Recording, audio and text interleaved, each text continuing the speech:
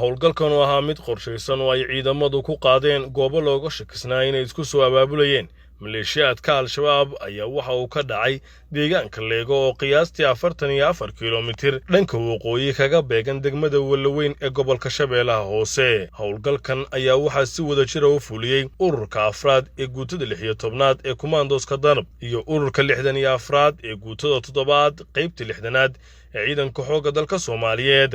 waxaana lagu burburiyay fariisimo dhowr ah oo ay maleeshiyaadku lacag baada uga qaadi jireen dadka shacabka ah ee ku nool deegaankaasi iyo gaadiidka dadweynaha ee isticmaala wadadaasi. Intii uu socday howlgalkan ayay ciidamadu waxay kale gacanta ku soo dhigeen mootooyin ay nabadiidka Al-Shabaab u isticmaali jireen miinooyinka ay ku waxyeelayaan dadka shacabka ee waxba galabsan. Ciidamada ayaa markii ay burburiyeen fariisimahaasi waxa ay bilaabeen baaritaano lagu xaqiijinayo ammaanka deegaanka iyo deegaanada ku xeeran taasoo lagu baacsanayo haraadiga nabadiidka naflacaariga maleeshiyaadka Al-Shabaab. Ciidanka xoogga dalka Soomaaliya ayaa wada howlgallo kala duwan oo lagu ciribtirayo kooxda nabadiidka Al-Shabaab oo deegaano iyo degmooyin farakotiris ah ee kaga dhuumaalaysanayaan gobolka Shabeellaha Hoose.